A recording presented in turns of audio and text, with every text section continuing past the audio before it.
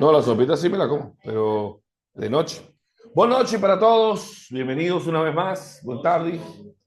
Mita Copi con tanto, agua tarde. Y bueno, vamos a comenzar nuestra porción de la parashá de este día. Es la enseñanza, como siempre hacemos, de la parashá. Que hay tantos misterios, tantas cosas por aprender, tantas cosas que este año aprendí otras cosas diferentes que no sabía en 20 años. Y pues contento, ¿no? Siempre hacemos una bendición para saber que estamos haciendo una distinción entre un estudio secular y un estudio de la santidad. Bendito eres tú, Señor, nuestro Dios, Rey del Universo, que nos santificas con tus preceptos. Y nos has ordenado el precepto de estudiar las Sagradas Escrituras. A través de ellas, Señor, recibimos la luz, la voluntad, el Or Markif, la luz circundante para poder trascender nuestras vidas, para poder despegar nuestra alma de los niveles inferiores y volverla a la luz. Que durante estos minutos que estamos delante de ti haya comprensión, sabiduría, haya entendimiento, binaj, meidaaj en este lugar, Avinu Sheba Shammai, y a los que vienen en camino, tráelos prontamente para que podamos seguir aquí haciendo la vasija espiritual de la recepción de la Torá en este lugar. Amén. Amén. Quiero empezar con un video muy bonito que a propósito lo descargué de una página que sigo todas las semanas, pero que es interesante porque va con la paracha de hoy. Por favor, creo que, no sé si se va a reproducir en el, pero para que hagan silencio, ¿no? Dios apartó a Aarón y a sus hijos para ser sacerdotes, pero no podían entrar al santuario con ropas comunes. Dios ordenó hacer vestiduras sagradas para honra y hermosura, hechas por artesanos llenos del espíritu de sabiduría.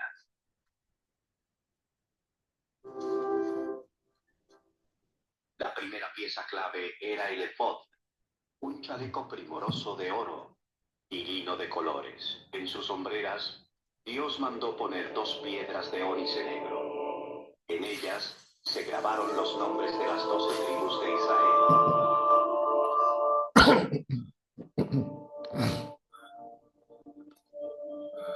Aarón llevaría estos nombres sobre sus hombros como un recordatorio delante de Yahvé.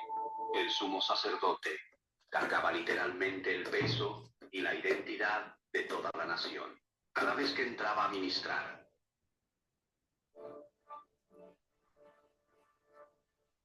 Sobre el efod iba el pectoral del juicio, un cuadrado doble adornado con 4 hileras de piedras preciosas, esmeraldas, zafiros, diamantes y jaspes, entre otras. Cada piedra representaba a una tribu específica.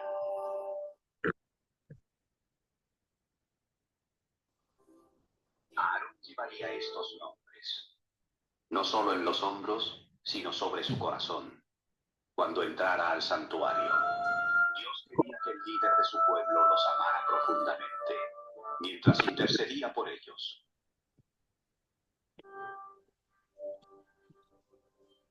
Dentro del pectoral se colocaron el Urim y el Tumim, objetos sagrados usados para conocer la voluntad de Dios. Aarón llevaría el juicio de los hijos de Israel sobre su corazón de continuo. Debajo del efod iba el manto, todo de color azul celestial. En su borde inferior se alternaban pequeñas granadas de tela de colores con campanillas de oro macizo. Las campanillas sonarían cuando Aarón entrara y saliera del santuario. Ese sonido era la señal de que el sacerdote seguía vivo en la presencia de Dios. Una melodía que traía paz al pueblo que esperaba afuera. Sobre su cabeza, Aarón llevaba una mitra de lino fino. En su frente, atada con un cordón azul, Kodesh, brillaba una lámina de oro bello. con un gran santidad a Yahvé. Con estas vestiduras, Aarón y sus hijos fueron ungidos y consagrados. Estaban listos para mediar entre un Dios perfecto y un pueblo imperfecto. Bonito, ¿no? Es más o menos lo que trata esta parashá. Lo vimos anoche en la enseñanza, ¿no? que trata acerca de la responsabilidad colectiva que tenía un sacerdote. Los nombres atrás, los nombres adelante, y que esto no solamente se le dio a un hombre en específico, se le dio al hombre que solo realmente merecía esto. Como dice la escritura, ¿no? El que es fiel en lo poco, en lo mucho, el Eterno lo pondrá. La fidelidad, la constancia, tiene que ver con lo que Aarón hizo. Aarón se alegraba por su hermano menor. Aarón sabía que la única forma de que el pueblo caminara hacia la santidad era que alguien se ocupara y se responsabilizara por la ética, por las buenas acciones. Así que no se le puede dar una responsabilidad colectiva a aquel que en lo individual ha sido un desordenado.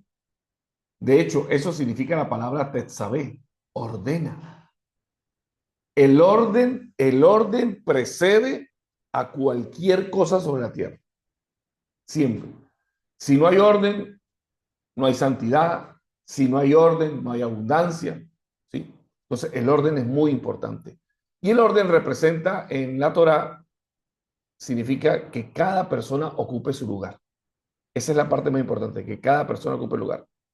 Si uno no está en el lugar que le corresponde, está en mal lugar, ocupando el lugar de otro. ¿Ok? Hasta las piedras estaban ordenadas. No era que las piedras estaban a lo loco, todo tenía un orden. A diferencia del becerro de oro, que fue una fabricación casual que se tiró y salió eso ahí, que comentaba yo con el Moré Miguel, que hay una diferencia entre fabricar el becerro de oro y construir el tabernáculo. La fábrica del becerro de oro fue entre 5 o 6 personas.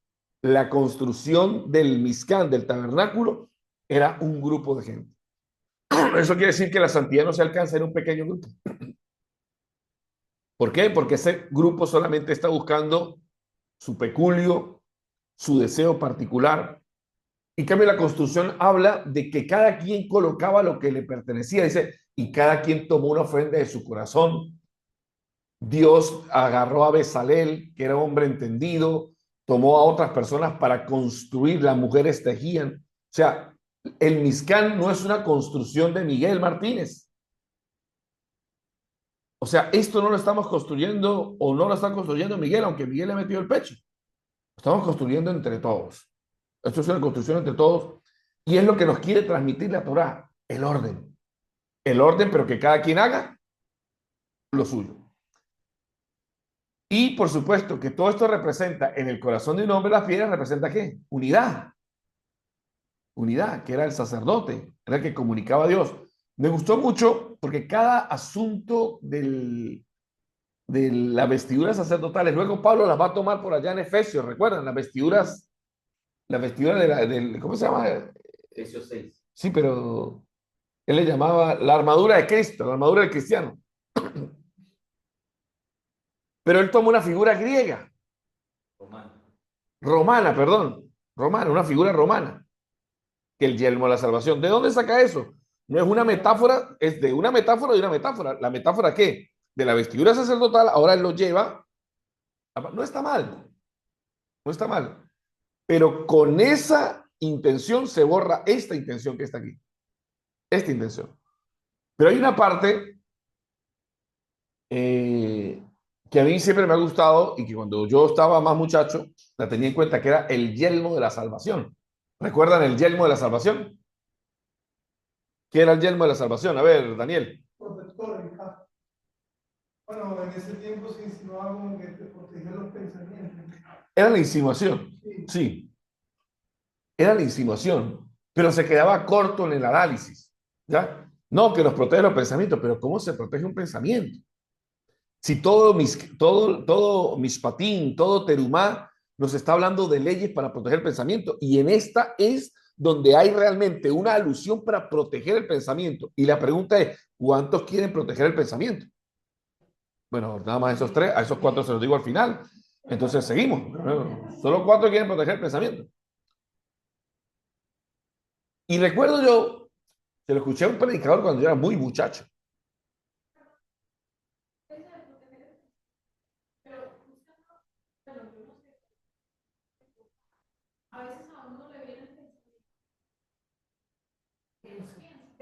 Ya vamos para allá. No, no llegaba ahí. No llegaba ahí. Estoy hablando en la lámina que viene se la presento. Entonces, ¿qué iba? ¿En qué estaba? No, no, no, antes. Ah, estoy influyendo.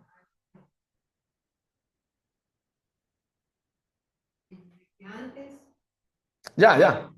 Que escuché cuando era muy muchacho a alguien que enseñó que esta armadura del cristiano, por delante, está muy bien protegido, pero por detrás no. Por detrás, la armadura del soldado romano no tenía nada en la espalda. Absolutamente nada. O sea, por detrás era totalmente débil, desprotegido. Y había una enseñanza que a mí me quedó eso para toda la vida, porque en ese momento, gracias a la gran memoria que Dios me dio, conectó el predicador eso con lo que pasó con Noah. O sea que como el soldado romano no tenía por detrás en la espalda nada, no podía salir corriendo de la batalla porque un flechazo lo podía matar.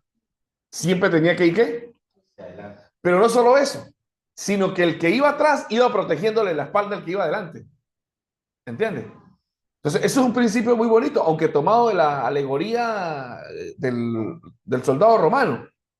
Pero me gustó mucho porque hablaba en ese momento de lo que hizo los hijos de Noah, Sem y Jafet, ¿sí? Que le taparon la desnudez a su padre. Esto habla de un proceso de que la verdadera hermandad es eso. No es alcahuetear, ojo, porque una cosa es alcahuetear a la gente y otra cosa es ¿qué?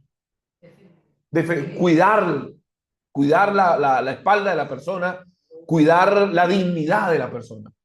Repita conmigo, debo aprender a cuidar la dignidad de mi hermano. ¿Sí? Si yo no cuido la dignidad de mi hermano, y la vida me está probando constantemente en eso, nunca voy a figurar como un sacerdote, como una conexión directa con el Creador, porque solamente estoy pensando en mí. Y entonces ahí vemos que el Efó, el Josén, tenía todas las 12 tribus porque el tipo pensaba en todo y las tenía también en la espalda. O sea, sobre su espalda llevaba, ¿no? Pero eso es entonces un trabajo en el corazón que tenía Aarón. Por eso fue que le fue entregado. ¿Cómo sabemos que Aarón tenía, lo dije anoche, que tenía realmente un control en las emociones Aarón? Primero porque se alegró cuando su hermano menor llegó a qué? A ser líder. Pero eso es con respecto a qué? Eso es con respecto a la envidia. Se alegró del bien ajeno. Pero habría que probarlo también, Aarón, a ver si realmente era un sumo sacerdote, real. ¿Qué pasó cuando sus dos hijos murieron? Lo dijimos anoche. ¿Qué pasó? No lloró. Eso es un control de las emociones increíble, ¿no? O sea, yo ni en mi cabeza, ni siquiera en mi cabeza me atrevo a imaginar una situación como esa. Pero era un mandatorio que no podía llorar o porque dice la que no lloró por los controles. No, ya va, así sea un mandato. Pero tenía que parar. No, no, no, no, no, no, no. Y murieron de una forma muy rara. Dice que vino un fuego y los consumió. ¿Ya? Y dice que no derramó una lágrima. Y después, cuando sus enemigos querían hacerle daño, que eran Coré, la vara que floreciera, ¿qué pasó? Yo dejo que esa gente se muera ahí. Y él agarró el incienso y en medio del incienso clamando por ellos. O sea, ¿hasta dónde vamos a llegar, Aarón, contigo? Realmente el tipo amaba al pueblo. Amaba al pueblo. Y aquel que ama al pueblo, aquel que tiene al pueblo en su corazón, se le da ¿qué? Una dimensión más poderosa en la vida, ¿no? Eso con respecto a eso. Solamente quiero contar eso de las campanillas, ¿no? La campanilla habla de la relación jara. Una persona con impureza no podía entrar al santuario. Por eso cuando movían las campanillas, dejaban las campanillas, él tenía un lazo, cualquier cosa. Nunca ocurrió, nunca sacaron a nadie con un lazo, jamás en la historia del pueblo de Israel. Pero por si las moscas, tenemos un lazo, pero nunca sacaron a nadie. Eso quiere decir que durante todo el tiempo el sumo sacerdote, no sé si usted sepa esto que dice el Midrash, yo creo que Miguel ya lo ha enseñado aquí. Un día antes de Yom Kippur, ¿qué le pasaba a ese hombre? No lo dejaban dormir. Unos días antes lo mantenían despierto, en santidad. ¿Por qué? Porque iba a entrar ante el lugar santuario y no puede ser que la noche anterior se podía haber impurificado. O sea, era un gran... Pero aquí viene la otra parte. Porque todo esto del control de las emociones tiene que ver con el ego. Pero esta es la más importante para mí. Esta a mí, en verdad, me fortalece poder hablar de esto, ¿no? El Cohen Gadol tenía un cinto de oro en la cabeza que cuando entraba al lugar santísimo tenía que tenerlo. Y decía, Kodesh le Yodhei Bauhei, santidad al Eterno. ¿Ya? ¿No? El Sit, santidad al Eterno. Esa santidad al Eterno, ¿qué representaba? Que Dios no sabe lo que hay que, Dios no necesita leer cuando va entrando la persona, no. No era un recordatorio para Dios, era un recordatorio para Él, para Él mismo. ¿De qué? Los pensamientos. Y aquí viene algo importante. Todos tenemos una lucha de pensamientos, dice la doctora Arroyave. Todos tenemos lucha con pensamientos. ¿Quién no tiene lucha con pensamientos? Pregunto, ¿quién no tiene lucha con...? Todos tenemos lucha con pensamientos. Pero miren lo interesante, porque todo está para allá es orden, orden. ¿Usted sabe cuando iban a hacer el candelabro de la menorá, con qué aceite se hacía? ¿Aceite de batel? ¿Aceite qué? ¿De carro? ¿Qué? ¿Pero cuántas veces machacaban? La primera gota. La primera prensa era el aceite, lo más puro. Pero se podía seguir machacando, ¿saben? Y no era extra virgen, o sea, era extra vírgenes de la primera, ¿cómo se llama eso? Prensada. Prensada. Vamos a ponerle prensada, no recuerdo el nombre técnico. De la primera prensada. Eso quiere decir que aunque podía sacar más aceite, es lo principal. Ojo, no todo aceite prensado es útil para la menorá. No todo pensamiento que venga a tu cabeza es necesario pensarlo ni darle alimentación en el pensamiento. ¿Se entiende la idea? ¿Cuántos pensamientos nos vienen a nuestra cabeza? Y a veces nos quedamos contemplando el pensamiento, ¿verdad? No, si yo haría esto, yo haría esto, yo haría esto. Entonces, por eso es que Kodesh está primero que el nombre de Dios. Porque Kodesh, que significa santidad, realmente significa separar. Kodesh. Debo separar mis pensamientos. ¿De qué? De la vida cotidiana. Debo saber que cada vez que yo alimento un pensamiento, el pensamiento alimenta el corazón y el corazón alimenta las acciones. ¿Ya? No es que los pienso por un lado y siento por otro, no. Puedo decir con honestidad, lo que usted piensa lo va a sentir y luego lo va a hacer. Entonces, ¿cómo era el secreto de la K2 del pensamiento? Y está en el nombre del creador, Yod Hei Baal Hei. Yod, que es una letrita muy chiquitita, la más chiquita del alefato hebreo, tiene el potencial de ir creciendo. Entonces dicen los sabios de Israel, pero si es una Yod, hay que entender lo que está diciendo ahí. La Yod realmente en el hebreo de la intención significa la intención. Antes de permitirte pensar algo, tiene que decir con qué intención estoy pensando esto. Si usted va a hacer un nuevo proyecto, ¿cuál es la intención con la que yo voy a hacer esto? Si no tiene la intención clara, no lo haga todavía.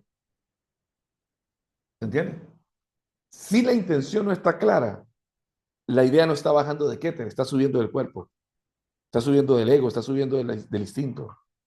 Vuelvo a repetir, dijo la doctora Rollave, ¿cómo se llama? Porque me vienen muchos pensamientos. Pero ¿de dónde vienen esos pensamientos? Hay pensamientos que vienen del cuerpo y hay ideas que vienen de Keter, que vienen del mundo espiritual para nosotros. ¿No le ha pasado a usted que uno dice, ¿y por qué estoy pensando esto? ¿verdad? Entonces, ahí es donde uno debe tener un filtro, que es la famosa batalla de la mente, que está bien clara aquí, que uno dice, ¿por qué yo me voy a permitir pensar esto? Después, Yod es la semilla, la intención. Hei se expande. Hei es mano, expansión. De ahí sí me permito pensar. Bau aterra. Wow, de esto me voy a quedar con esto. Entonces, el problema está que para generar un empleo, un emprendimiento, un nuevo proyecto, una solución a un problema, tiene que usted tener una intención completa. Pero Hei, que es donde viene el atributo de misericordia del Creador, si esa idea, para que usted mejore su intención, no beneficia a la gente. Si esa idea solamente lo beneficia a usted, es una idea egoísta, viene del cuerpo. ¿Se entiende, Arroyave? Sí, pero a veces uno mismo está necesitando de una solución, una cosa, y de repente, como una luz, ¿no es eso? No. No, o sea, No sí, sentido, es una idea que sube, colectivo. es una idea que sube, pero entonces debo mejorarle la intención. ¿Cómo esto puede mejorar a la gente? ¿Entiendes? ¿Cómo esto puede nutrir? ¿Cómo esto puede crear en la gente una bendición? No es simplemente voy a hacerlo porque se me vino a la cabeza. No lo había tenido, pero ya va, ¿a quién beneficia? ¿Me beneficia solamente a mí? Pues entonces no podríamos pensar que esa idea es una idea egoísta. Es imposible. La mente no te va a pedir absolutamente nada en la vida que no sea útil para ti. Lo que es bueno para la abeja es bueno para la colmena. ¿Entiendes eso? Por eso por ejemplo, a veces uno no resolver una cosa personal o en la familia y ve una solución así como que de la nada en la mente. Bueno, esas son las ideas que vienen, pero hay que filtrarlas. ¿Cómo puedo bendecir? O sea, para que la idea pase Bau, Bau, la letra tercera del letra, que se canalice hacia el mundo inferior, que vengan los recursos. Usted tiene que decir, esto va a beneficiar a la gente en esto, esto y esto, que fue la paracha pasada, que es elevar las cosas al mundo espiritual. No es simplemente lo sentí, lo hago. Ya va, me detengo un poquito. ¿Cómo puede esto beneficiar? ¿Beneficia mi vida? ¿Resuelve un problema? ¿Cómo más puede beneficiar? Expansión de la idea.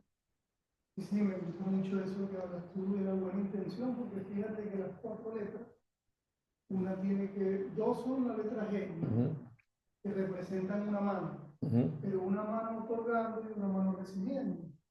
Y la VAC como que es un brazo que se extiende, pero eso ujú. representa la eternidad de Dios. Y la otra es como algo que tú das. Lo que hay que resaltar aquí es que lo que procede del cielo, yo lo tengo que expandir. Ujú. ¿Verdad? Ese es el punto de vista positivo, porque de nada me sirve a mí tener buenas ideas, pero malas intenciones. Porque entonces no hago de este mundo algo mejor. Claro, siempre, toda intención tiene que bendecir. Lo dijimos la semana pasada, la intención se impregna en la acción. Repeat after me. La intención, la intención se impregna en la acción. Que mi inglés no es bueno para ti, Miguel. No, Okay. no, perfecto. Dame, no. Repeat after me, ¿ya? Do you understand? Ya. Perfecto. Ok. Entonces, la inscripción santidad para Dios representa el control de los pensamientos. La libertad se asegura cuando el intelecto sirve al propósito superior, no al propósito inferior. Por eso hay que pasar el pensamiento por el filtro. No toda la prensada del aceite, no todo el aceite servía para iluminar. ¿Solo qué? La primera. La que tiene intención pura. La que realmente no tiene escoria. ¿Ok? Pero no es de esto que pienso hablar hoy. Me voy a dedicar una hora para hablarle de Shabbat. Este Shabbat se llama Shabbat Zahor, que es el recuerdo, la memoria. Y nos habla literalmente del juicio de Nuremberg. Quiero hablarles un poco del juicio de Nuremberg. Y en el contexto de lo que está pasando en el mundo entero. Esta mañana, el Moré Miguel no tuvo la decencia de decirme que habían atacado Irán. Me tuve que enterar por un profano por allá. No, no es profano, es No, pastor. es pastor, sí, es pastor. Sí. Bueno, profano. Miguel siempre anda viendo las noticias. Sí, sí, sí, sí. Sí, sí, sí, siempre. Bueno, resulta que esta paraxá coincide siempre con la fiesta de Purim, que es pasado mañana, lunes. Mañana es el ayuno de Esther. ¿Quiénes van a hacer ayuno mañana? Ayuno. No, mañana. Mañana domingo con la bajada del sol. Sí, sí. Con la bajada del sol. ¿Ok? Es un ayuno donde nos unimos mundialmente con nuestros hermanos hebreos para entender el movimiento de la espiritualidad. Recuerden esto. Purim o el mes de Adar, cuando hay Adar Sheni, que hay 2 Adar, a veces cada 4 años hay 2 Adar, Adar 1 y Adar 2, debería coincidir con la fiesta de Pesaj. ¿Por qué? porque el Adar no se celebra en el primer mes de Adar, sino en el segundo mes de Adar, cuando es, o sea, hay una vez cada 4 años que tenemos un mes de más. El mes. El mes. El mes. Así como con nosotros tenemos el año bisiesto, ¿no? Que hicimos que tenemos 29 de febrero. Bueno, allá realmente los meses no son de 31 días ni de 30. Los días son de 28 días. ¿Por qué? Perdón, el mes. ¿Por qué? Por la luna es la que marca. Entonces, si contamos todos los meses que tienen 31, vamos a entender que hay un mes que se pierde por año prácticamente. Pero el pueblo hebreo estratégicamente y proféticamente lo mete en el segundo Adar. O sea, un mes completico se llama, es como que hayan 2 abril, abril 1 y abril 2. Pero si fuera abril 2, y cuando hay 2 meses de abril o 2 meses de Adar, en el segundo es que se celebra esa fiesta. Pero en ese debería celebrarse Pesaj. O sea que Pesaj y Purim tienen una conexión. En el primer Pesaj, ojo, que es la salida del pueblo de Israel de Egipto, ¿ya? Que también tiene que ver con recibir los mandatos del Eterno, es realmente en Adar, donde la persona, en esta fiesta, una fiesta como el 14, donde el pueblo realmente decidió servirle al Creador realmente. Y hay varias cosas en este mes, se llama el mes del aumento de la alegría, que ya empezó hace 14 días. Durante este mes hay que aumentar la alegría, por eso el día 14, el día de luna llena, nos alegramos delante del Creador. Algunas tradiciones a las cuales yo no comparto, que no está mal, porque si ellos lo hacen, que lo hagan, pero nosotros no tenemos esa costumbre, se embriagan. ¿Ya? Usted se puede embriagar donde quiera, pero no, mentira. Se alegra, menos en un chino. Toman ese día, toman y se alegran. ¿Ya? Sin embargo, esa tradición también va acompañada de otras cosas. Se disfrazan. ¿Ya? El disfraz es un instrumento que ha existido en la tierra desde siempre. Por eso usted ve que ahora está resurgiendo con los niños, con los Terians, que se disfrazan, pero en ese tiempo era disfrazarse de Abraham, de Isaac, de Jacob, de Sansón. Ahora se disfrazan de lobo, de zorra, de perro. Hay un decaimiento de la identidad del hombre. Bueno, pero en esa fiesta, en el mes de Adar, está en la esencia el libro de Esther. Ojo, el libro de Esther. Qué librazo, que le puedo decir 2 o 3 cosas del libro de Esther puntuales. Primero, para que nunca lo olvide, es el único libro donde no está el nombre de Dios en ningún lado. Ningún lado aparece Dios. En ningún lado aparece el nombre de Dios. Sin embargo, sí hay códigos para eso, para entender cuándo es que se está hablando de Dios. Por ejemplo, hay una parte donde dice, y el rey Asuero, se está hablando del rey de carne y hueso. Pero cuando dice, y el rey pronunció eso, se está refiriendo ¿a quién? Al Eterno, porque no dicen el rey Asuero, sino el rey. O sea, es una fiesta, es un libro encriptado y profundo. Es un libro que tiene códigos secretos que hoy vamos a revelar. Y mi objetivo en este día es que usted entienda cuán profunda es la mano de Dios, que cómo se mueve. Mire, yo les contaba a los hermanos cómo Dios opera de una forma que uno, desde el punto de vista natural, uno dice, esto fue pura naturaleza, pero Dios está actuando detrás de esa naturaleza. Detrás de esa naturaleza. ¿Qué pasa?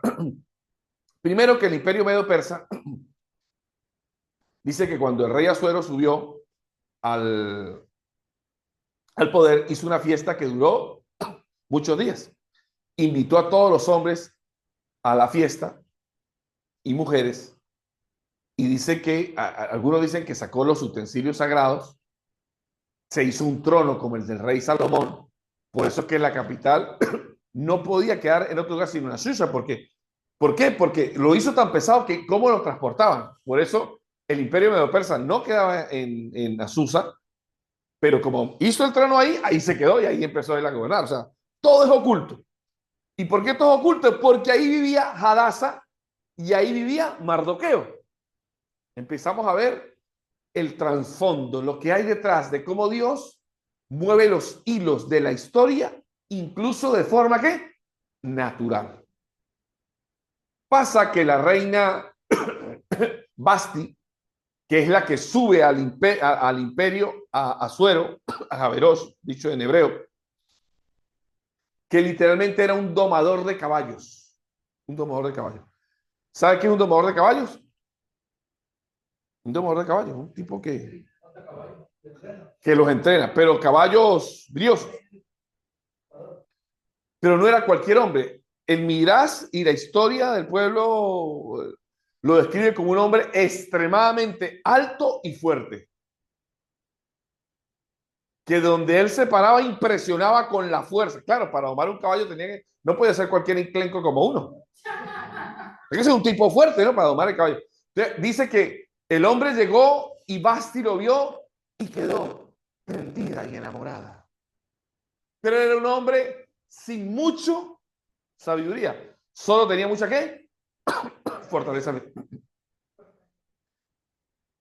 Fortaleza física. Sube al trono cuando muere Nabucodonosor, y Basti, que es la princesa, pues no puede ser reina, queda como rey ¿quién? Asuero, a Jaberosh, ¿ya? A lo que queda como rey, pues como era un hombre de campo, era un hombre medio bestia también, y Basti dice que era hermosísima, ¿no? Mire lo que pasa aquí. Hace la fiesta de su premiación, sacan las cosas, invitó a todo el pueblo hebreo. Nadie del pueblo hebreo se quejó ni nada. Todos se quedaron callados cuando sacaron los utensilios sagrados. Nadie dijo nada. Y entonces, ¿qué pasó? Dios dijo, nadie dijo nadie reclamó. El único que no dijo, el único que reclamó y que no participó en la fiesta fue Mardoqueo, que era un sadij, un justo. ¿Y qué pasa allí? ¿No? Se decreta desde el cielo que todo el que estuvo en la fiesta y participó en la fiesta era el decreto celestial. ¿Qué tenía que? Morir, porque fueron una profanación para los utensilios, pero ellos no podían hacer nada, porque si lo hacían morían. Pero su profanación fue ¿a dónde? ¿En el corazón? No. Su profanación fue ¿dónde? En lo físico, pero en su corazón no habían profanado. ¿Por qué lo sabemos? Vamos a ver el desenlace. La intención. La intención en el corazón priva mucho en las cosas. Basti, que era una niña arrogante y soberbia, como describe la escritura, pero Basti significa princesa también, ¿no?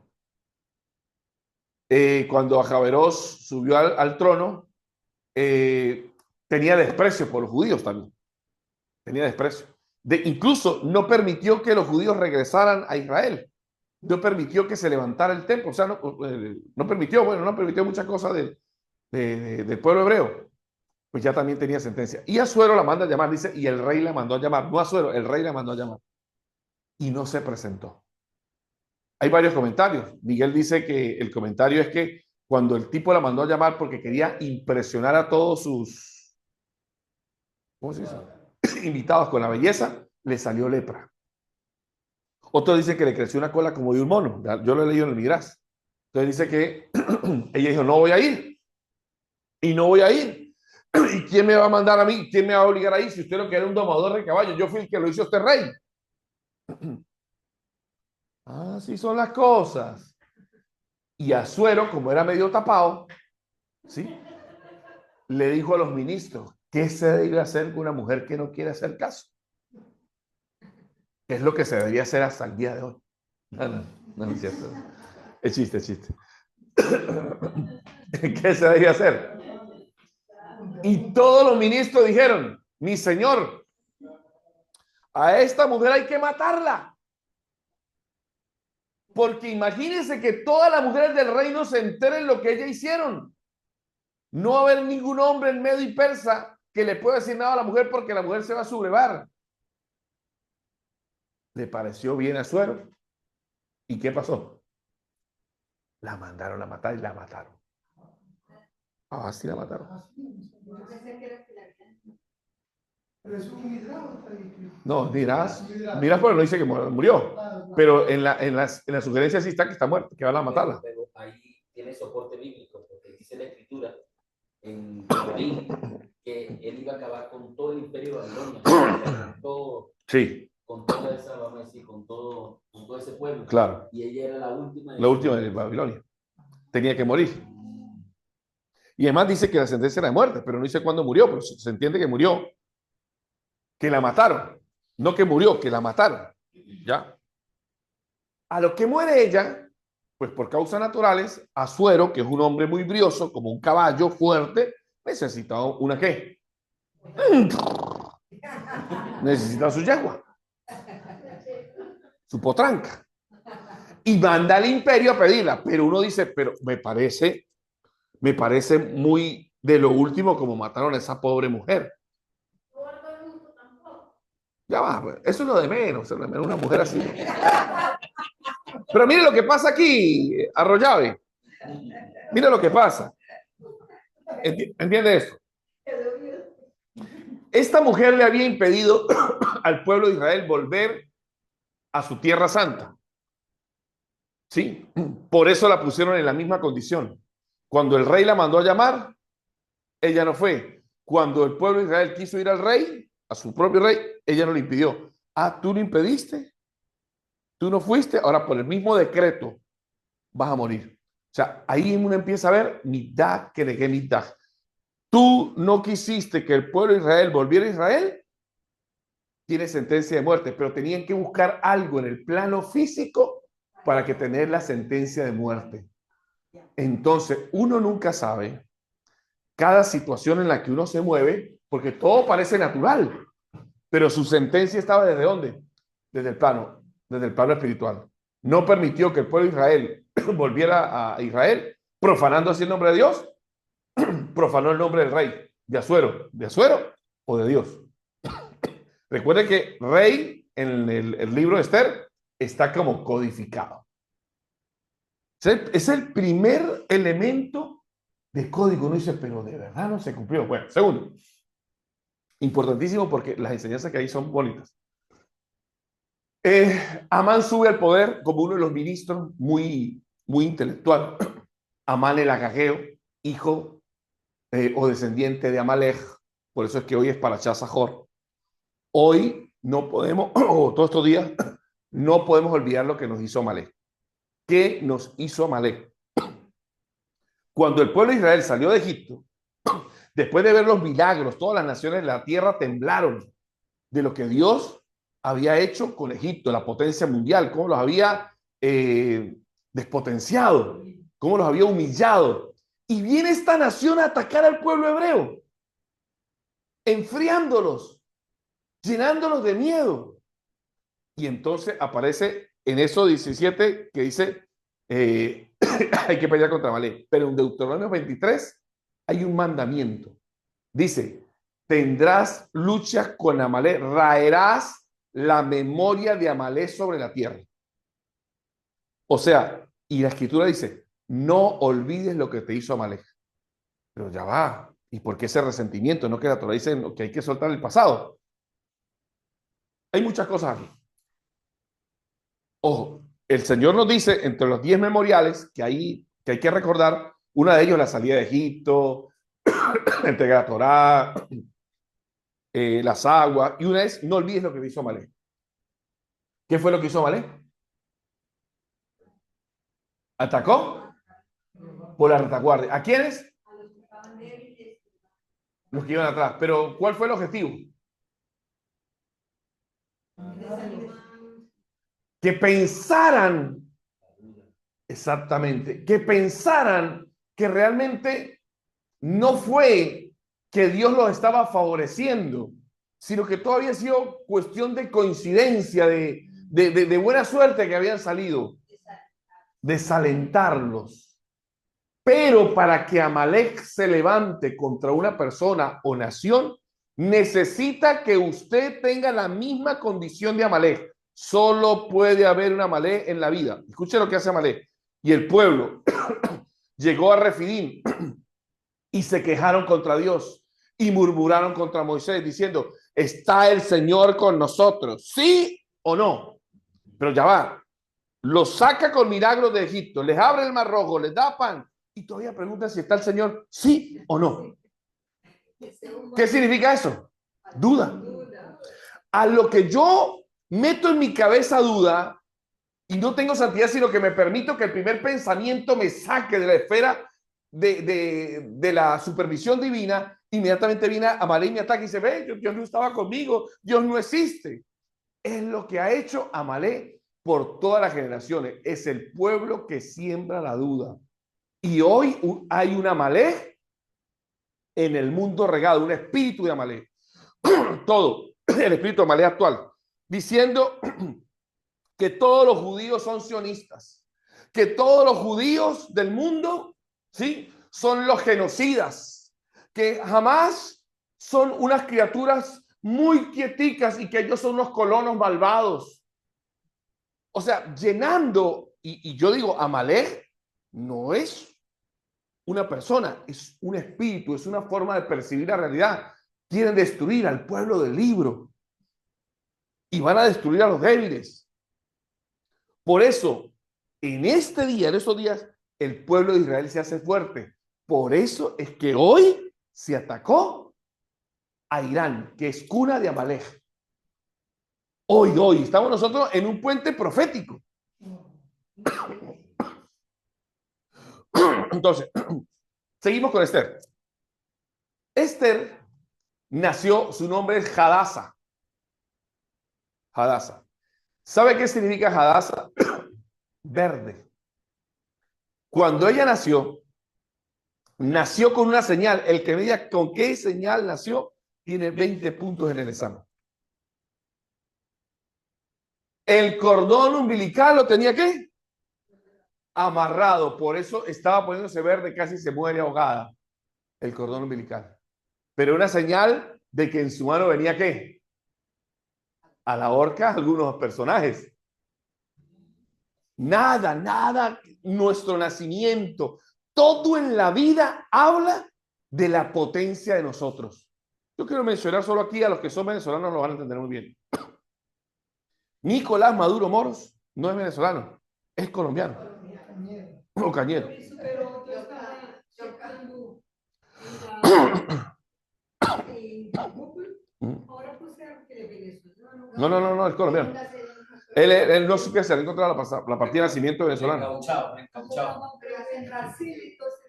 No. Nosotros venezolanos lo sabemos. El tipo es colombiano, pero el tipo lo ha acompañado siempre una ilegalidad. Aparte que no es venezolano, que es colombiano, su primer gobierno no lo ganó, su segundo gobierno no lo ganó. O sea, siempre lo ha acompañado ¿qué? Algo ilegal. Esa es la señal en su vida, es ilegal en todo. ¿Entiendes? Nada de él está correcto. ¿Ya? Ojo. Por lo tanto, Hadasa algo la acompañaba, la fuerza de su vida la acompañaba. ¿Nació qué? Verde. Pues quién se iba a fijar en una mujer porque era medio verdosa la mujer. Así dicen, miras. O sea, la miraban, era feita, ya le digo, ¿como quién? ¿Como quién? No, mentira. No. Era feita. Era feita porque era verdosa. Por eso nadie se casaba con ella. ¿Cómo se iba a casar con una mujer verdosa? Pero entonces tienen que matar a Basti. Recuerden, ¿no? Amalek está creciendo y quiere destruir. Se decreta que a Amán se le presenta delante de su y dice, hay un pueblo en toda la tierra que no cree lo que nosotros creemos, ni se inclina ante nuestros dioses. ¿Y sabe por qué pasó? Porque la orden era que donde pasara Amán, todo mundo se inclinara. Pero Mardoqueo no se inclinaba. ¿Qué tipo tan orgulloso era Mardoqueo? Mire todo el problema, ¿por qué no se inclinaba? Y un Midrash viene a contarnos la historia. Esta historia usted nunca la ha escuchado. Y si la ha escuchado, lo felicito porque usted entonces tiene conocimiento bastante profundo de la escritura. ¿Me están escuchando todos allá? Bueno, allá. Ok. Resulta ser que cuando eran más muchachos, porque Mardoqueo creció ahí y Amán creció en ese mismo lugar, en Susa. Y como en una excursión, dice el Midrash, el comentario,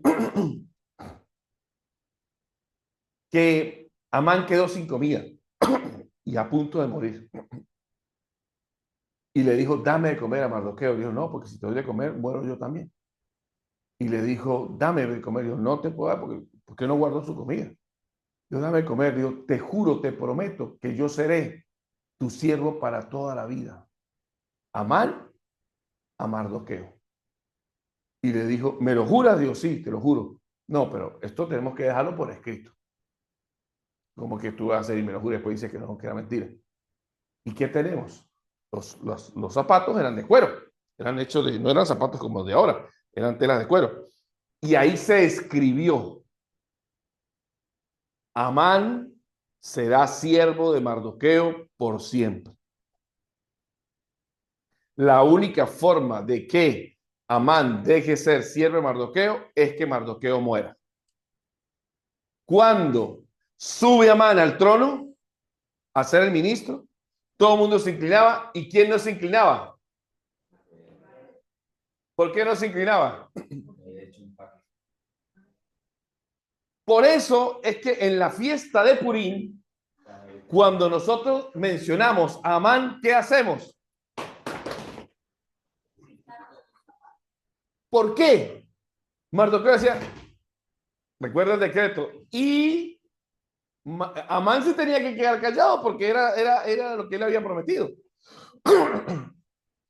La única forma de que ese decreto dejara de cumplirse era que ¿qué? De que Mardoqueo muriera. Pero fue tanto el odio a este que lo atribulaba que no solamente se agarró su odio contra quién, contra Mardoqueo, sino contra todo el pueblo de Israel para que no quedara nada en la historia contra él. Y así empieza la historia a tejerse. Pero Mardoqueo era un hombre fiel y dice que en una oportunidad, aquí viene todos los escenarios que uno no ha escuchado. ¿Lo sabía toda esa historia? ¿Lo sabía? ¿Sí la había escuchado? Entonces pasa aquí la doctora. Si la sabe toda. Bueno. Sigo. Y entonces, dice que Mardoqueo estaba junto al palacio en Susa, que recuerde que no era la capital, pero que todo lo había colapsado Dios para que estuviera ahí la historia y se requiera ahí. Dice que escucha a dos hombres planeando matar al rey Asuero. Y él los escucha. Y va y le revela ese secreto a quién. Al rey. Dice, mire, van a pensar matar y tratar. Y agarran a los hombres. Y ahí dice, esto quedó escrito en el libro de las memorias. Bueno, pasó así. Se olvidó la cosa. Amán seguía su odio. Pactó con Asuero para destruir al pueblo. Dijo, sí, destruyanlo, te doy el decreto. Se firmó el decreto de Medo y de Persa para destruir al pueblo hebreo. Y un decreto medo-persa no podía cambiarse. Resulta que después de ese decreto viene la coronación. Una mujer tiene que casarse con Jaberos, Asuero, y ponen a todas las mujeres delante. Y entonces le dice Mardoqueo, dice, mamita, vaya al desfile a ver qué le sucede. Dice que primero se sumergió en aloes y se presentó. Mire cómo es la cosa. Dice, miras, esto dice, mira, por eso que usted no lo va a encontrar normal. Sé que todas las mujeres cuando pasaban, cuando veían a Suero, se le empelotaban, o sea, se desnudaban más, ¿no? O sea, le posaban, lo que llaman el erotismo. ¿Y usted por qué se ríe, Elena? ¿Te ha leído eso también, verdad que sí? Ay, no me diga. ¿Cómo así? Ah, bueno, cuando estaba jovencito así. Sí. Entonces todas se le erotizaban al hombre. Cuando pasó por enfrente de la reina Esther, que no era Esther, ¿era quién? Pero ahora se le pone, pero no se le a Esther, le hace Seter, que significa ocultamiento. ¿Está ocultando qué? Su fuerza judía, su identidad. Todo es ocultamiento. Y cuando viene el tipo y la mira, ella no lo mira, ella mira hacia abajo. El tipo dijo, esta es. ¿Le causó qué? Curiosidad que no mirara, que no se veía esta, y se la lleva. Y resulta ser que la muchacha era Virgilio. Virgencita, y la amó, la quería. Y siguió el odio contra Amán. Pasan unas cosas muy interesantes a lo largo de la historia. Una de ellas, ya, ¿por qué se ríe, hermana Luz? ¿Qué recordó? ¿También? No somos perfectos, hermana Luz, tranquila. Resulta que después de esto, llega a la memoria, Amán quería destruir a Mardoqueo. Dice, y el rey fue despertado de noche con un sueño, recordó lo que habían hecho aquellos dos hombres y dijo, wow, yo no he recompensado a este hombre. Buscó en el libro las memorias y dijo, búsqueme a Mardoqueo, yo no lo he recompensado.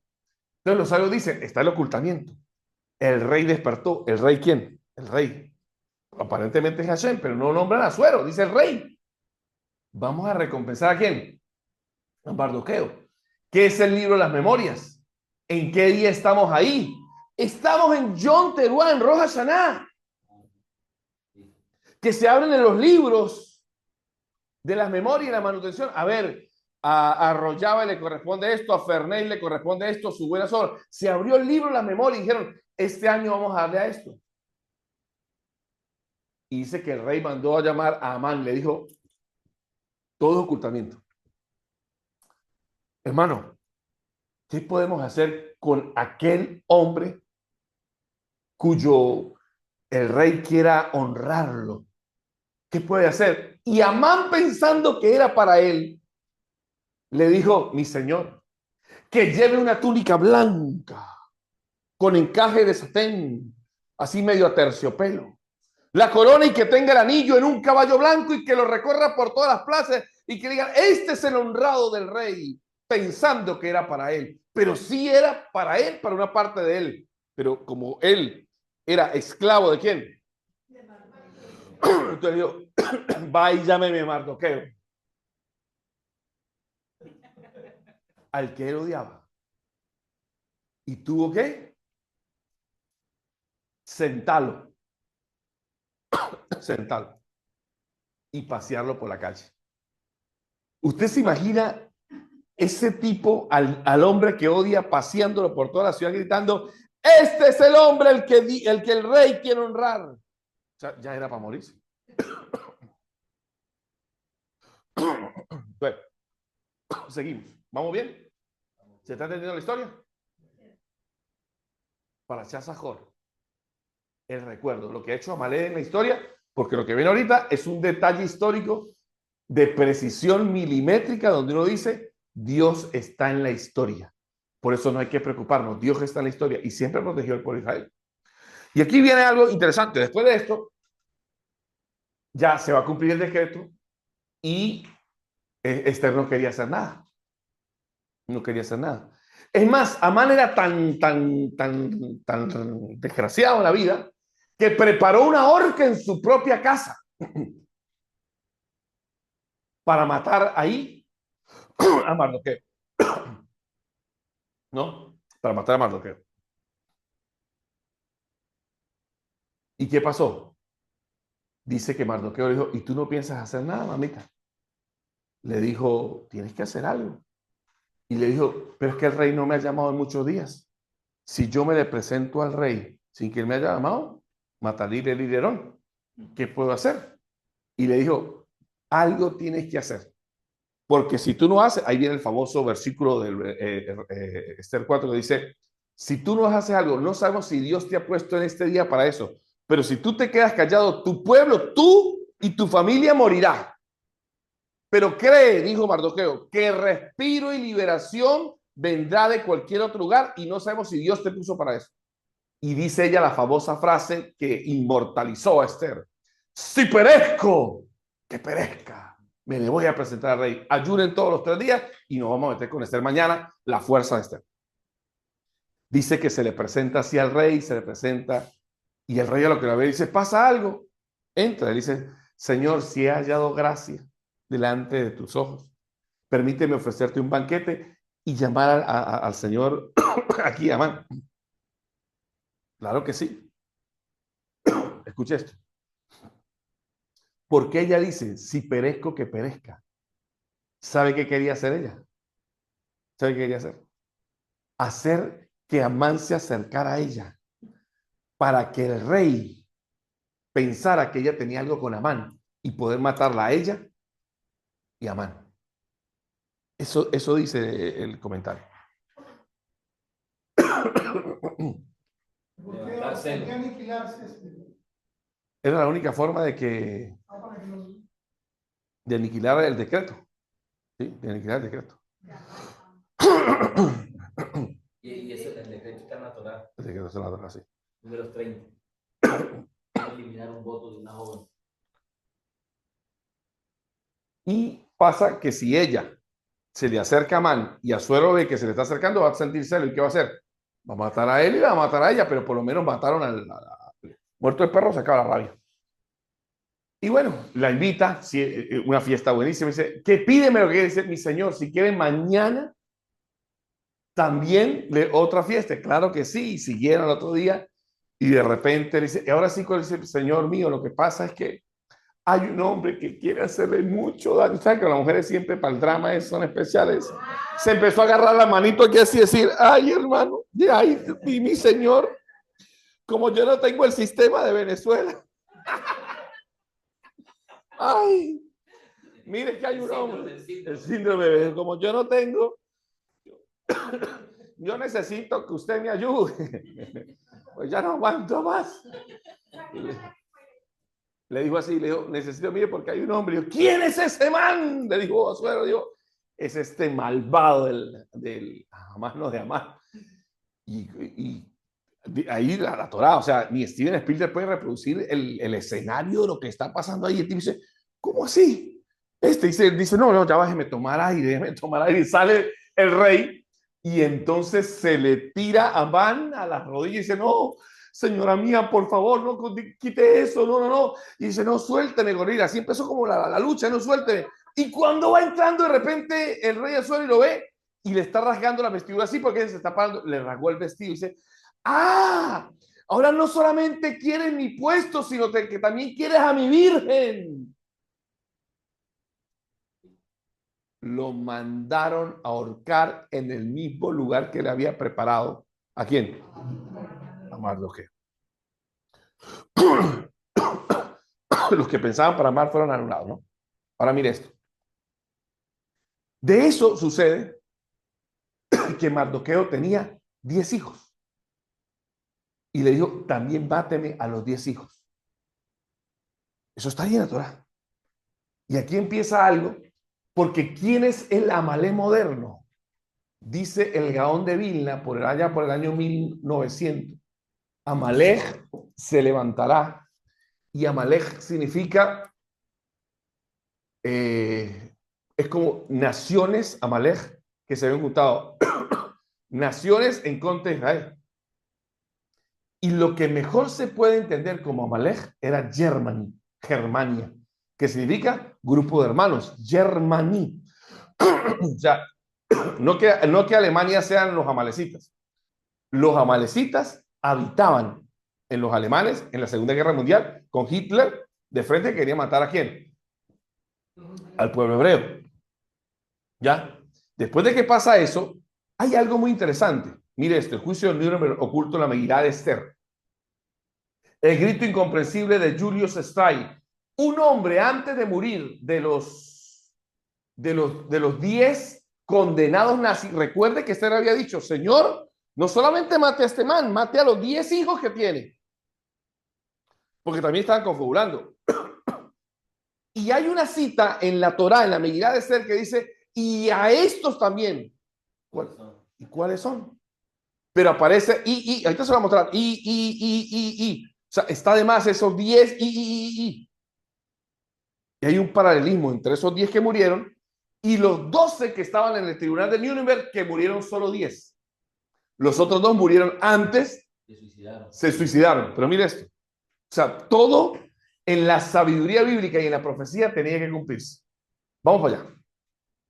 Momentos antes de ser colgado, el nazi Julius Streiff miró a sus verdugos y gritó con terror: ¡Purim! Fesh 1946. O sea, se está repitiendo la fiesta de Purim. ¿Quién le dijo a este tipo eso? Está grabado en los anales de la historia esta situación. ¿Por qué un ideólogo del Tercer Reich invocaría una antigua festividad judía en su hora final? Streiff sabía que estaba protagonizando una repetición histórica. Aquí hay unos elementos que tal vez para nuestra mente humana son extrañas, pero lo que quiero con esto, mi objetivo es que usted entienda la supervisión divina. Repita conmigo: Dios supervisa todas las cosas. ¿Usted cree eso? Vamos a ver si es verdad. La guerra eterna contra Amalek.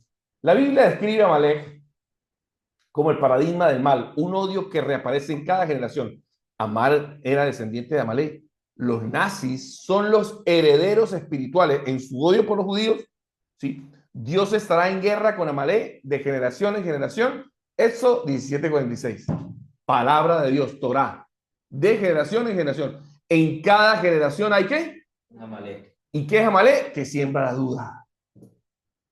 Amalek es el que siembra la duda. Sigo. El decreto de exterminio original. Hace 2 milenios, Amán planeó destruir, matar y exterminar a todos los judíos en un solo día, como está diciendo Irán. ¿Qué dijo Irán? En un solo día, con la bomba nuclear, los va a matar. Pero recuerde que ¿cómo se llama? El decreto medo-persa no podía ser borrado. O sea, ese decreto está sobre el pueblo hebreo. Hasta el día de hoy. Porque está en la Torá. Pero ¿por qué se está postergando de generación en generación? Porque hay un Esther y hay un movimiento llamado Mardoqueo que de generación en generación nosotros hacemos un ayuno y no permitimos que la duda se apodere de nosotros. Por eso es que mañana es el ayuno. ¿Entiendes?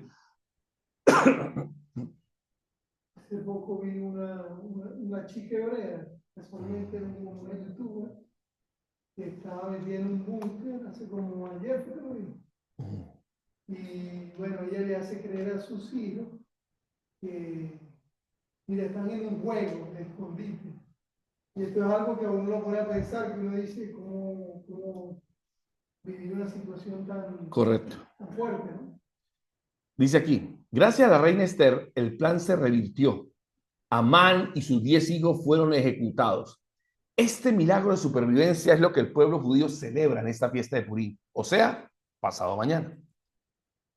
La extraña petición de la reina Esther a Asuero. Por eso usted ve el sellito rojo, ¿no? El sello medo y persa que no podía ser abolido. Tenía que cumplirse sí o sí. Y si no se ha cumplido, es porque el decreto no se ha quitado, solo se ¿qué? Postergado. Para que cada generación, nosotros, dice aquí, tras la muerte de los 10 hijos de Amán, Esther hace una solicitud desconcertante al rey. Si al rey le pareciera bien que mañana sean colgados en la horca los 10 hijos de Amán. Pero ya los habían matado ayer. Eso está mal eso está mal en la Megilá de Esther. Usted lo va a leer porque es alajá de la Torá, de alajá del pueblo hebreo, leer el libro de Esther en Purim, el lunes en la noche que ustedes están aquí, porque yo estoy de viaje. Y usted va a decir, ya va, es verdad lo que decía yo Molina, mire, después de que los ahorcaron, la tipa los vuelve a mandar a ahorcar. Pero eso se escribió ¿hace cuánto? 3000 y pico de años. ¿Por qué pedir que cuelguen mañana a hombres que ya han muerto hoy? O sea, que los vuelvan, los desentierren y los vuelvan a colgar. ¿O hay algo más? ¿Okay? Seguimos. Codificando el tiempo, el rey y el mañana. La tradición hebrea enseña que cuando la Biblia dice rey sin nombre específico, ¿se refiere a qué? A Dios. Y cuando dice mañana, puede referirse a un futuro lejano. Esther no le pedía al rey persa colgar cadáveres, le pedía a Dios que juzgara a esas almas que luego vendrían en los 10 enemigos de la generación futura. Rey mañana. La anomalía visual en el pergamino. Así está en el pergamino, ahorita se lo muestro. El listado de los hijos de Amán aparece escrito en 2 columnas. El único pasaje en la Biblia que aparece así es esto en la Biblia, sí, tal cual. Claro, en el español usted lo va a ver todo pegado, pero en el hebreo, en la Megilá de Esther, está así. O sea, letras diferentes, como si fuera un listado muy importante que hay que reservar, pero que solamente podía ser abierto después de ¿cuántos años? Después de muchos años. Va a ver la precisión.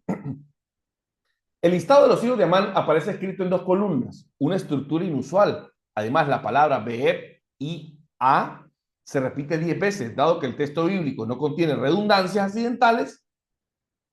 ¿Sí? Esto indica que la horca esperaba a otros 10 individuos en el futuro. Se llama juicio Nuremberg, se llama la clase de hoy. Y dijo Esther, si al rey le parece bien que mañana sean colgados en la horca los 10 hijos de Amán, pero ya han sido colgados ese mismo día en la mañana. Y aquí hay otra cosa, ¿no? Otra cosa. Aquí, en estas letritas que se ven subrayadas, hay un código, pero el código es imperceptible a una persona que no estudia Torah. Es el tamaño de las letras las que no son iguales. Son más pequeñitas. 1, 7 y 10. Eso, sin el entendimiento codificado, o sea, era una puerta que estaba abierta a la profecía, pero nadie tenía la llave para abrirla. Hasta que eso ocurrió.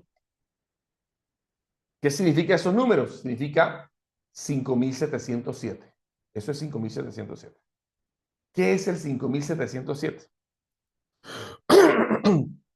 El código oculto en la tinta. Las 3 letras. La tradición hebrea de los escribas ha preservado 3 letras escritas en tamaño minúsculo. Tab, Shin y Zain. ¿Ya? Y una letra en tamaño mayúscula, la Bab. ¿Sí? O sea que la Bab sobresale. Hay 3 pequeñitas y una más grande. Estas anomalías tipográficas no son errores. ¿No? Son coordenadas temporales dejadas intencionalmente para la posteridad. El escriba lo pone así, pero intencionalmente. Y van a ver usted cómo cuadra. Es que lo interesante es cómo cuadra. ¿Me sigue, no? La matemática de la profecía. Esas 3 letricas más la Bab significa 707 y 6 el milenio, que es el año 5707. En el sistema numérico hebreo las letras pequeñas suman 707. La letra grande, la Bab, representa el valor 6, aludiendo al sexto milenio. El resultado es en el año hebreo 5707. Hay que ahorcar a estos 10 más que están ahí metidos, que es 5707. 5707 equivale a 1946 de la era normal, del calendario hebreo al calendario gregoriano. En el año hebreo 5707 corresponde exactamente en el año 1946. No el 5705, no el 5700, y tenía que ser en 1946 porque ya había terminado la guerra. ¿Ya? El mañana de Esther había llegado. Era el año en el que el Tribunal Militar Internacional de Nuremberg dictaría su sentencia. ¿A quiénes? A los asesinos de guerra, 12 que habían ahí, 12. Pero uno se toma una píldora de cianuro y el otro, al escapar, se tira de un balcón. ¿Sabe usted quién se tira de un balcón en el tiempo de la reina Esther? La hija de Amán. Muere. Pero ya va, eso es una mujer y este es un hombre.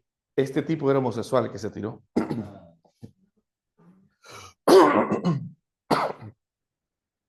Para que sepa. ¿No? Estoy diciéndole cosas. Ok, dice, el 1 de octubre de 1946, el tribunal condenó a muerte a 12 jerarcas nazis. Pero la profecía en pequeño decía era solamente 10. Martin Bormann fue juzgado en ausencia. Germán Göring se suicidó. Solo 10 hombres caminaron hacia el patíbulo. Solo 10. Escuche bien. Una sentencia inusual. Porque en ese momento la horca ya había pasado de moda.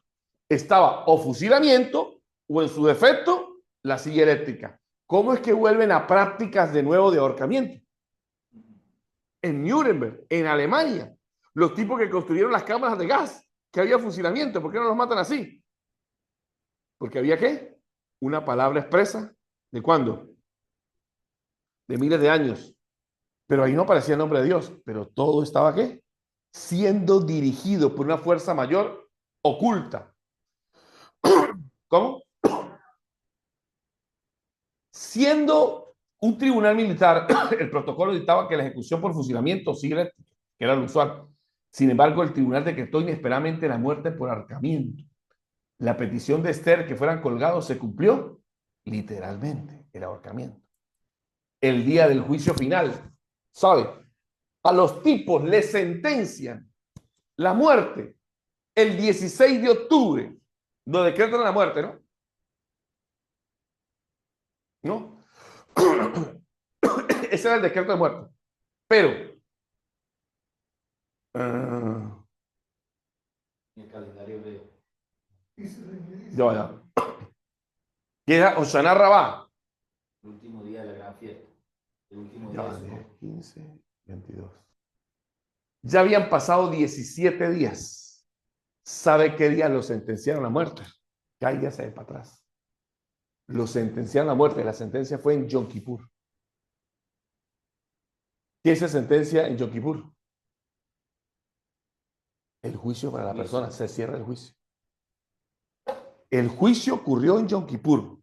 Decretan, ustedes van a morir de ahorcamiento. Y en Hoshana Rabá, que es 16 de octubre del 46, los ahorcan. ¿Qué es 16 de octubre? ¿Qué significa Hoshana Rabá? Por eso es que estamos aquí estudiando, ¿verdad que sí? ¿Qué ocurrió? ¿Cuándo fue lo de Hamas que atacó? El 7 de octubre. ¿Qué ocurrió el 7 de octubre del 2020? No, 24. 24 o 23. 2023. ¿Qué día vino Hamas y atacó al pueblo hebreo? El 7 de octubre del 2023. ¿Pero qué día era en el calendario hebreo?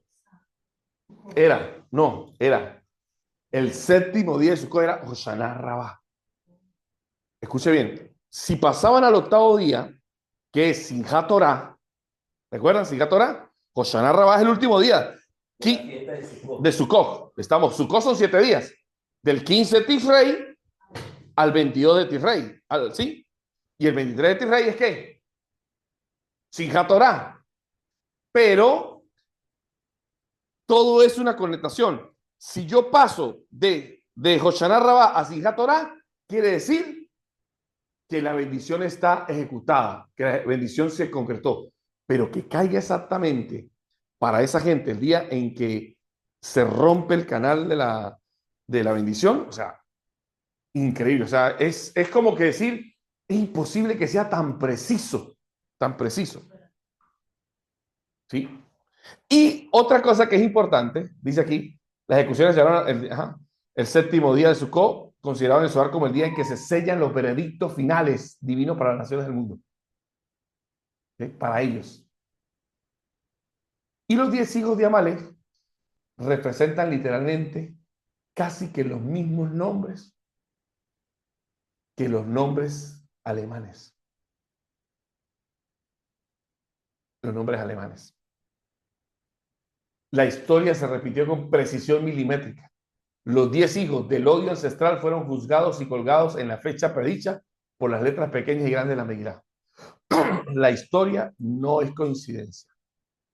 Streicher tenía razón al gritar sobre el Purim de 1946. Sin embargo, confirmó que incluso en los capítulos más oscuros de la humanidad existe justicia codificada que trasciende el tiempo. La reina Esther finalmente venció a Hamas, a Amalek y en ese momento a Hitler. ¿Cuál es la enseñanza para nosotros? Que las fiestas no son simplemente reuniones bonitas donde venimos a comer y donde venimos a vernos la cara. Las fiestas son ¿qué? Elementos proféticos donde venimos a recargarnos. No baja en otro día esa dimensión. No baja. No hay un aumento de alegría. ¿Y por qué es el aumento de alegría? Porque ahí se venció ¿a quién? A nuestro enemigo Amalek. Y aunque no es una fiesta torágica, se convirtió en una de las fiestas más alegres del pueblo de Israel. Entonces, volvemos de nuevo. Estamos en la parashá Sheba, la parashá del orden. Entendemos que Dios supervisa, que Dios guía, que Dios juzga. ¿Qué necesita Dios de nosotros? Simplemente que nosotros, no necesita nada de nosotros, que nosotros nos ordenemos para no caer en esclavitud, que seamos el pueblo diferente, que transformemos al mundo, que elevamos. Tenemos un enemigo, un némesis. ¿Quién es? Amalek. ¿Cuál es la tarea de Amalek? Lo que está haciendo hoy. usted va a ver a partir de mañana todo lo que va a salir de Israel. Israel atacó a Irán, no sé qué, está buscando, son unos genocidas, mataron niños, no sé qué, pero ¿por qué no dicen nada de lo que están haciendo? Ojo, porque podemos ser como una reina Esther pasiva. Bueno, pero eso mientras no me toque a mí, ya va. Si tú no haces algo, por lo menos, ¿qué es lo único que podemos hacer? Por lo menos el ayuno.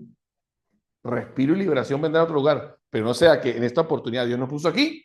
¿Para qué? Para hacer algo, para sumar algo a la vida. ¿Preguntas? ¿Quién era Estrella? Uno de los que fueron, uno de los que mataron, uno de los que colgaron.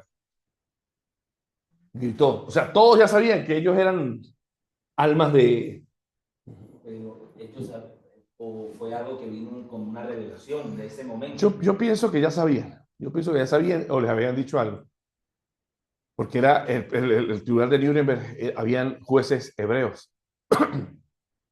¿Sabe quién va a juzgar a Nicolás Maduro Moros? El juez judío más viejo de Nueva York. Guarda Shabbat, come kosher. O sea, ¿y usted sabe qué estaba haciendo Nicolás Maduro? Que yo no le digo que era mi presidente. Dio coltrán, dio uranio enriquecido Ya. a Irán. Pero antes o ahí dentro de la prisión. No, antes. Eso lo Como, estaba haciendo como su por gobierno. 10 años. Sí. Le dio pasaporte a la gente, le dio pasaporte a la gente de Irán. Entonces quiero que entienda que hay supervisión divina. Amalek no cree en supervisión divina. Amalek cree en la fuerza, en el poder, en atacar por la retaguardia, en ser traidores. Somos diferentes. Nos vemos en abril. Shalom. Shalom, hermano, gracias.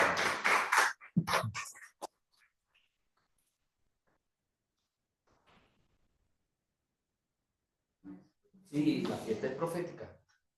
Bueno, vamos a dejar de grabar. No se pueden quedar conectados los que están conectados en el. La verdad que gracias por esa Amén, amén, hermano.